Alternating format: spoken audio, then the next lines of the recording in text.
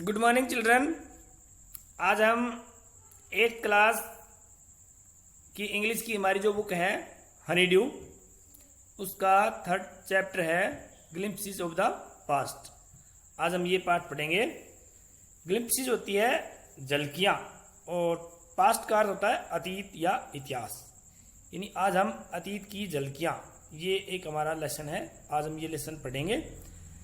इस लेसन में क्या है, जब अंग्रेज़ों का अधिकार हो जाता है भारत पर सन 1757 में, 1757 में, उसके बाद भारतीय परेशान हो जाते हैं और बाद में वो अंग्रेज़ों के खिलाफ क्रांति भी करते हैं। और ये क्रांति होती है जिसे हम स्वतंत्रता संग्राम का प्रथम स्वतंत्रता संग्राम भी कहते हैं। ये 1857 में भारतीयों द्वारा अंग्रेज़ों के खिलाफ लड़ी गई। तो वहाँ तक यानी 1757 से लेकर 1857 की क्रांति तक का इतिहास आज हम इस लेसन में देखेंगे। तो आइए let us start the lesson. तो आज का ये हमारा पाठ है बच्चों, ग्लिम्पसेस ऑफ द पास्ट, यानी अतीत की झलकियाँ।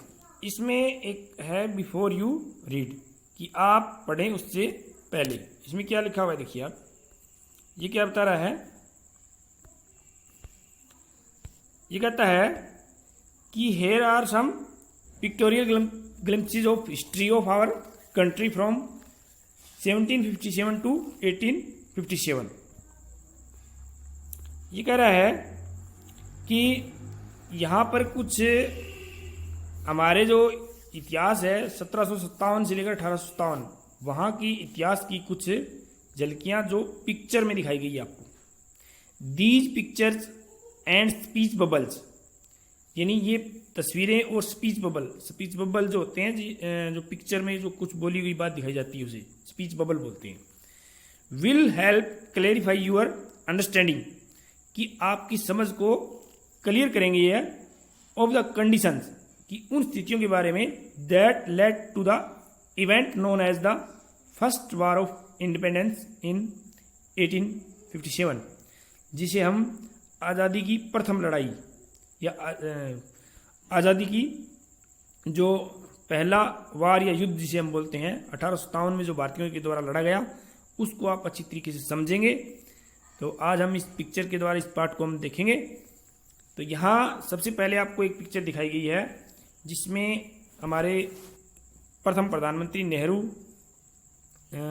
और लता मंगेशकर जी हैं, एक बहुत बड़ी गायिका हैं, वो एक गाना गा रही है हमारे शहीदों के बारे में।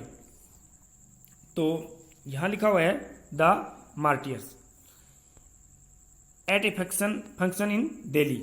यहाँ ये कह रहा है कि at a function in Delhi, at a function in Delhi, एक दिल्ली के फंक्शन में लता जी ने ये गाना गाया है कि O my countryman, let your eyes fill with tears as you recall the sacrifice of Indian martyrs. ये कह रहा है कि ए मेरे वतन के लोगों, जरा आंख में भर लो पानी, जो शहीद हुए हैं उनकी जरा याद करो कुर्बानी। ये गाना आपने सभी ने सुना होगा। तो ये सबसे पहले ये गाना 1962 में जब भारत और चीन का जो युद्ध हुआ था, उसके बाद कवि प्रदीप ने ये गाना लिखा था और लता जी ने 1963 में ये एक सभागार में गाया था, जहाँ पर स्वयं भारत के पहले प्रधानमंत्री जवाहरलाल नेहरू मौजूद थे। और ये गाना सुनकर उनकी आंखों में भी आंसू आ गए थे। और वो ये देखिए यहाँ पर सोच रहे हैं, वो अपने शहीदों की याद कर करके और उनकी कुर्बानियों को याद करके रो पड़े थे। तो कहते हैं कि उन्होंने लता जी को अलग से बुलाया था, इसके बारे में काफ़ी बात भी की थी। इन्होंने ये पूछा था कि ये गाना किसने लिखा है, काफ़ी बातें हुई थी, पाठ लंबा हो जाएगा। तो हम थोड़ा सा इसके बारे में मैं आपको दिखा देता हूँ कि ये गाना था क्या असल में। हम थोड़ा सा इस गाने को देखेंगे भी। तो ये गाना जो था वो लता जी ने गाया था, सुनिए आप भी। हे मेरे वतन के लोग, जरा आँख में भर लो पानी, ये शहीद हुए हैं उनकी जरा याद करो कुर्बानी।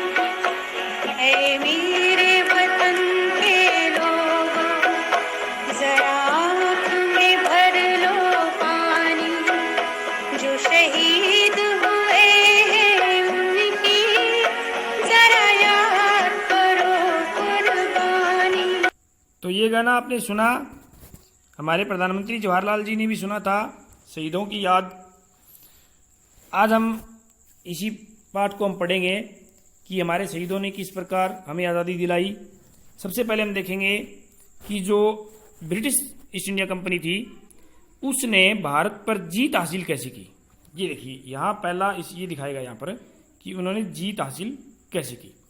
यहाँ कह रहा है ये कंपनीज कॉन्क्वेस्ट, कंपनीज कॉन्क्वेस्ट यानी कंपनी की विजय। ये आपको यहाँ पर थोड़ा सा पीरियड भी दिखाया गया है 1757 टू 1849 तक कैसे ये जीत हुई। तो सबसे पहले हम थोड़ा सा ये मैप देखेंगे। यहाँ पर ये देखिए इस मैप में क्या दिखाया गया है, आप इसको देखिए थोड़ा सा।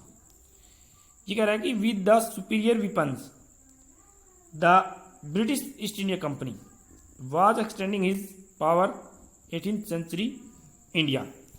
कि जो ब्रिटिश ईस्ट इंडिया कंपनी थी वो अपने सुपीरियर वेपन्स से यानी ऐसे बढ़िया हथियारों से लैस होकर आई थी। वो उसने 18वीं शताब्दी में भारत पर काफ़ी जगह विजय पाली थी। अब ये जो मैप दिखाया गया है आपको, इस मैप को आप ध्यान से देखिए। यहाँ जो ये नीचे दिखाया गया है ब्रिटिश प्रिंसेस, ये इंडियन प्रिंसेस, सॉरी। तो इंडियन प्रिंसेस का मतलब है कि जो भारतीय शासक जो थे वो भारत में कहाँ कहाँ थे। तो ये जो जहाँ पर ये आपको येलो कलर दिखाया गया है, यहाँ ये देखिए यहाँ तक, यहाँ ये है 1765 की बात, 1765। उस वक्त भारत में भारतीय राजाओं का शासन ज़्यादा था और उसकी तुलना में जो ब्रिटिश टेरिटरी थी यानी ब्रिटिश कंपनी का जो राज था वो थोड़ा सा था यहाँ बंगाल के आसपास। ठीक है, तो ये तो आपको पता लग गया कि शुरुआत में कंपनी ने थोड़ी सी जगह शासन किया था, लेकिन पूरे भारत पर राज उन्होंने 1857 से पहले कर लिया था।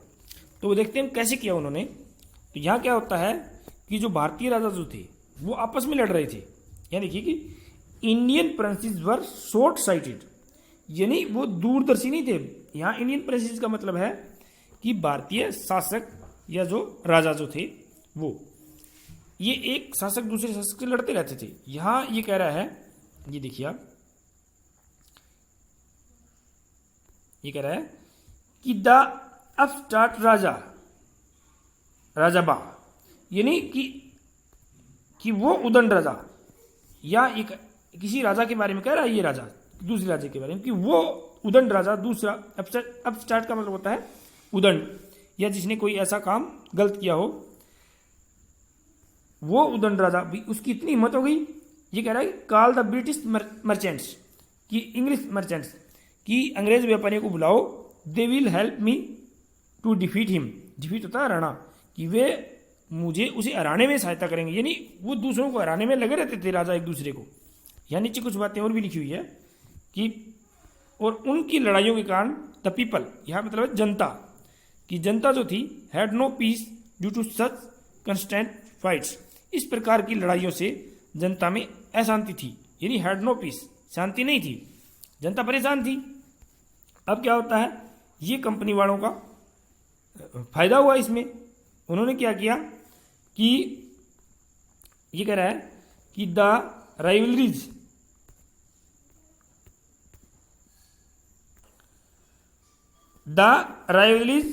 Help the East India company and it could easily subdue Indian princess one by one. अब देखिए कि जो विद्रोही जो लोग थे उन्होंने हेल्प की ईस्ट इंडिया कंपनी की, उसकी सहायता की उन्होंने, और इसी कारण एक एक करके ईस्ट इंडिया कंपनी वालों ने सबड्यू यानी उन सब को खत्म कर दिया या सबका दमन कर दिया भारतीय राजाओं का। और यहाँ पर कंपनी का राज स्थापित होने लगा था। लेकिन कुछ राजा ऐसे भी थे जो फार सिंह थे, यानी कुछ शॉर्ट साइटेड थे, कुछ फार सिंह थे। इसका मतलब होता है कि जो दूरदर्शी थे। यहाँ टीपू सुल्तान का एक चित्र दिखाया गया आपको। ये कह रहा है कि a far seeing ruler like brave Tipu of Mysore, कि एक दूरदर्शी राजा जो कि आप समझ सकते हैं कि जो मैसूर के राजा टीपू सुल्तान थे उनकी तरह अन्य भी राजा थे, वो fort the British till he died fighting, वो अंग्रेजों से तब तक लड़े जब तक कि वो मर नहीं गए। यानी कुछ राजाओं ने तो अंग्रेजों का साथ दिया और कुछ राजा जो थे वो अंग्रेजों से लड़ भी रहे थे। यहाँ टीपू सुल्तान अंतिम समय तक लड़ते रहे थे। नेक्स्ट यहाँ देखिए आप, जब ब्रिटिशों ने अधिकार कर लिया तो यहाँ देखिए आप कि लोगों ने कैसे रिएक्ट किया। यहाँ ये कह रहा है कि how did the Indians react these conquest, जो कंपनी की जो विजय थी उन पर भारतीयों का रिएक्ट कैसे हुआ, क्या हुआ। अब एक साइड ये है, एक साइड ये, आप ध्यान से देखना इनको। इधर वाले तो कह रहे हैं कि कंपनी ने ठीक किया और इधर वाले कह रहे हैं कि कंपनी ने गलत किया। ये देखिए आप, यहाँ क्या हो रहा है, ये स्पीच बबल है, ठीक है, इसको हम एक स्पीच बबल बोलते हैं। ये एक स्पीच बबल है, ये एक स्पीच बबल है। यहाँ आप समझिए कि इस व्यक्ति को यहाँ ये व्यक्ति बोल रहा है, यहाँ ये व्यक्ति बोल रहा है, ओके। अब यहाँ देखिए, ये जो this man is speaking, thank God there is peace in the country now, no more wars and no looting by thugs, कि अब अंग्रेजों के राज आने के कारण अब यहाँ पर काफ़ी शांति हो गई है, पीस, शांति हो गई है अब देश में।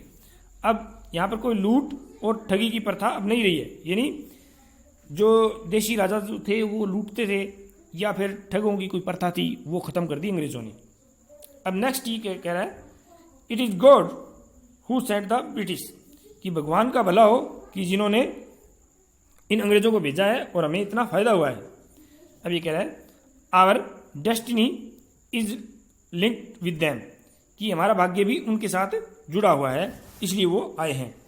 अब ये लोग तो अंग्रेजों की प्रशंसा कर रहे हैं। नेक्स्ट यहाँ जो लोग हैं वो ये कह रहे हैं कि ये गलत हुआ है। ये देखिए आप, ये कह रहे हैं, अब ये आदमी वो कह रहा है कि the white man has killed और डी थ्रोन। अब ये देखिए, डी थ्रोन मतलब होता है सिंहासन, डी थ्रोन होता है सिंहासन से दूर भगा देना या छीन लेना, गद्दी से हटा देना। और किंग्स, ये कह रहा है कि वाइट मैन का मतलब है ब्रिटिश, जो अंग्रेज जो लोग हैं वो उनके लिए वाइट मैन का यूज हुआ है, कि गोरों ने हमारे राजाओं को या तो मार दिया है या उन्हें राजगद्दी से हटा दिया है, ये बहुत गलत हुआ है। ये कह रहा है कि सम किंग्स वर नॉट गुड, कि कुछ राजा अच्छे नहीं थे, ये बात सही है, बट आफ्टर ऑल आखिर में देवर ऑफ दिस लैंड, कि कम से कम वो हमारे देश के तो थे, अच्छे तो नहीं थे परंतु वो हमारे देश के थे। अब ये नेक्स्ट क्या कह रहा है कि now we have become slaves of foreigners, कि अब हम फॉरेनर्स होते हैं विदेशी, अब हम विदेशियों के गुलाम हो गए हैं, स्लेव गुलाम। अब आगे ये थर्ड में बताएगा ब्रिटिश रूल आ गया, तब क्या हुआ। अब देखिए यहाँ एक बात ये कही जा रही है कि रिलीजियस लीडर्स, जो धार्मिक नेता थे, प्रीच होता है उपदेश देना, ideas like untouchability and child marriage, वो बाल विवाह और छुआछूत का समर्थन करते थे, उसके बारे में कहते थे भी बाल विवाह जरूरी है और छुआछूत भी होनी चाहिए। ये उस वक्त की बात है जब भारत में अंग्रेजों का राज हो रहा था। कि anyone who cross the seas loses the religion, कि कोई व्यक्ति जो समुद्र पार जाएगा वो धर्म भ्रष्ट हो जाएगा, यानी उसका धर्म समाप्त हो जाएगा। अब देखिए समुद्र पार जाना भी उसके लिए उन दिनों के लिए गलत था। नेक्स्ट ये कह रहा है कि all the miseries in the world due to women, कि संसार में जो सारा दुख है वो औरतों के कारण है, कि औरतों को तो होना ही नहीं चाहिए। अब देखिए ऐसी ऐसी बातें जो हमारे संत थे वो बताते थे। अब ये देखिए आप आगे, ये क्या कह रहा है कि द ट्रूथ वाज दैट, सच्चाई ये थी कि Indian has lost self respect, कि भारतीयों ने आत्मसम्मान खो दिया था। द ब्रिटिश कॉन्ड देम, और जो ब्रिटिश थे वो उनको डांटते रहते थे। यहाँ देखिए आप, ये क्या कह रहा है कि द नेटिव्स, यानी ये जो जहाँ के जो मूल निवासी हैं नेटिव्स, अनवर्दी ऑफ ट्रस्ट, इनकी वो विश्वास के योग्य नहीं है, इनकेपेबल ऑफ ऑनेस्टी, कि वो ईमानदारी के योग्य भी नहीं है, कि वो ईमानदार भी नहीं है और विश्वसनीय भी नहीं है। अब ये जो व्यक्ति खड़ा है ये कह रहा है कि बिल्कुल यस ट्रू, बहुत सही बात है कि भारतीय हैं वो ईमानदार नहीं है, your honour, but I am honest, लेकिन मैं ईमानदार हूँ। देखिए इसका मतलब होता है एक हम शब्द का यूज करते हैं चमचागिरी करना। तो वो ये होता है कि वो कहता है कि मैं तो सही हूँ, ठीक है हमारे भारतीय सही नहीं है लेकिन मैं सही हूँ। अब आगे देखिए, अब क्या क्या होता है। अब जो कंपनी थी वो तो क्या थी, वास्तव में एक मर्चेंट थे वो। आप देखेंगे ना ध्यान से जब हिस्ट्री पढ़ेंगे, यहाँ कह रहा है कि being merchants the British wanted quick profits, their heavy taxes forced farms to abandon their fields. कि जो ब्रिटिश जो थे, क्योंकि वो व्यापारी थे, वो चाहते थे जल्दी जल्दी जल्दी फायदा चाहते थे। देयर हैवी टैक्सेस, उनके भारी करों ने किसानों को अपने खेतों से अलग कर दिया था, या किसानों को खेत छोड़ने पड़े थे। अब यहाँ ये कह रहा है शुरू में किसानों से ये कर लेने के लिए आया है। तो ये किसान कह रहा है कि but your man are taking all my crop, कि आपके जो व्यक्ति हैं वो मेरी सारी फसल ले गए हैं। अब ये कह रहा है जो अधिकारी आता है वो लेने के लिए, टैक्स लेने के लिए आता है, वो कह रहा है you are still in arrears, कि तुम्हारे पर तो अभी भी कर्जा है। एरियर्स का मतलब बकाया है। If you don't pay next week, अगर तुमने अगले हफ्ते तक पे नहीं किया, I will send you to jail, कि मैं तुम्हें जेल भेज दूंगा। अब देखिए कितने परेशान हो गए किसान। अब यहाँ देखिए, अब कंपनी के जो मालिक है वो क्या कर रहे हैं, देखिए यहाँ पर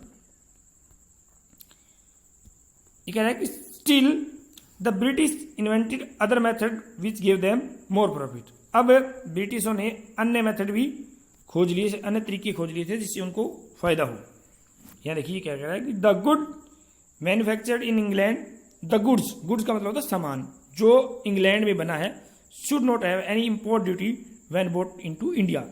जब भारत में लाया जाए तो उस पर कोई भी आयात कर न लगाया जाए, यानी उस पर कर नहीं लगेगा तो वो यहाँ पर कुछ सस्ता बिकेगा और इससे वो भारतीय माल तो खरीदेंगे नहीं और ब्रिटिश वाला माल खरीदेंगे। एक गुड आइडिया। अब ये कह रहा है कि बिल्कुल ये गुड आइडिया है।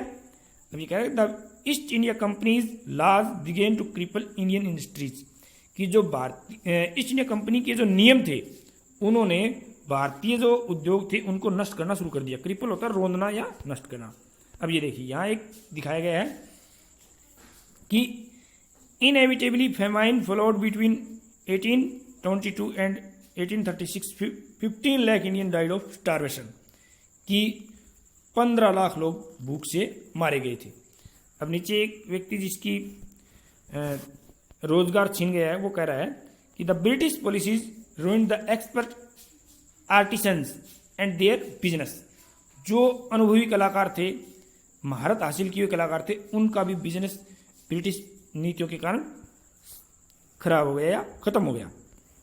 आगे कह रहा है यहाँ एक राजा राम मोहन राय एक समाज सुधारक हुए हैं, तो उनके बारे में कुछ बातें बताई गई है। ये 1772 1833 1772 1833। यहाँ राजा राम मोहन राय जी का एक चित्र है, आप ध्यान से देखेंगे तो ये ऊपर क्या दिखाया गया है देख रहे हैं कि राजा राम मोहन राय ए लर्नड मैन फ्रॉम बंगाल, कि ये बंगाल से थे। Understood what was wrong with the country, कि देश के साथ क्या गलत हो रहा है वो इस बात को समझते थे। अब वो एक दूसरे अपने साथी को कह रहे हैं कि let us not despise ourselves, कि हम अपने आप से नफरत न करें, भी अपना तो सम्मान करें। Our ancient culture is great, कि हमारी जो प्राचीन संस्कृति है वो महान है। And we are capable of great achievements, हम मतलब बड़ी उपलब्धियां हासिल कर सकते हैं। We must first reform our society, कि हमें पहले अपने समाज में सुधार करना होगा। Superstitions have been ruining us, कि अंधविश्वास है वो हमें नष्ट कर रहे हैं या हमारा नुकसान कर रहे हैं। अब ये अपनी पत्नी को समझाता है। He told his wife Rama, Uma, उनकी पत्नी का नाम है उमा। वो अपनी पत्नी उमा को कहते हैं, क्या कहते हैं, ये कहते हैं कि cows are of different colours, कि गाय होती है वो विभिन्न रंगों की होती है, but the colour of their milk, लेकिन उनके जो दूध का रंग जो है इज द सेम, बिल्कुल सेम होता है। Different teachers have different opinions. यहाँ टीचर्स का मतलब है जो विभिन्न प्रकार के संत हुए हैं, यानी जिन्होंने विभिन्न प्रकार के मत दिए हैं, उनके लिए टीचर शब्द का यूज हुआ है। कि डिफरेंट टीचर्स, कि विभिन्न प्रकार के जो संत हुए हैं, महात्मा हुए हैं, हैव डिफरेंट ओपिनियंस, कि उनके अलग अलग विचार हैं, but the essence of every religion is the same. लेकिन जो अंतिम बात है, या सभी का जो मूल है वो सभी धर्मों का सेम है, इसलिए अलग धर्म अलग अलग नहीं है। अब ये कहता है इन्होंने, ही वाज, यहाँ राजा राममोहन राय के बारे में कही जा रही है कि he was attracted by science and modern knowledge, कि वो आधुनिक ज्ञान और विज्ञान से आकर्षित हुए थे। अब ये कहता है कि knowledge should be practical and scientific, कि ज्ञान है वो प्रैक्टिकल होना चाहिए और साइंटिफिक यानी वैज्ञानिक होना चाहिए, कोई भी ज्ञान है वो। अब ये आगे इसके बारे में कहा गया कि ये इंग्लैंड गए थे, ही क्रॉस द सी, उन्होंने समुद्र पार किया। अब देखिए उस वक्त समुद्र पार करना वो धर्म के विरुद्ध माना जाता था, लेकिन इन्होंने किया एंड वेंट टू इंग्लैंड, और इंग्लैंड चले गए। उस वक्त समुद्र के रास्ते से ही जाते थे इंग्लैंड, तो समुद्र में जाना तो जरूरी था। And see what made the British powerful, और उन्होंने देखा कि किस चीज ने इतना, मतलब ब्रिटिशों को इतना पावरफुल बना दिया कि उन्होंने पूरी दुनिया पर लगभग अधिकार कर लिया है। देयर ही टोल्ड देम, वहां जाके उन्होंने बताया, उनकी जो संसद थी वहां जाके उन्होंने बताया, उन्होंने क्या कहा देखिए। अब यहाँ उनकी संसद में ये बैठे हुए हैं, ये कह रहे हैं कि we accept you are rulers, कि हम स्वीकार करते हैं कि आप हमारे शासक हो। And you must accept as subject, subject होती है प्रजा, और आपको भी हमें प्रजा के रूप में स्वीकार करना चाहिए। बट यू मस्ट रिमेंबर, लेकिन आप ये भी याद रखें कि the responsibility a ruler owes to his subject, कि जो शासक होता है उसकी प्रजा के प्रति भी कुछ जिम्मेवारियां होती है। तो आज के इस पार्ट में हम इतना ही पढ़ेंगे, बाकी इसके 3-4 पार्ट और बाकी रह गए हैं, वो हम नेक्स्ट वीडियो में पूरा करेंगे। आज के लिए इतना ही काफ़ी रहेगा। Thank you. ओके।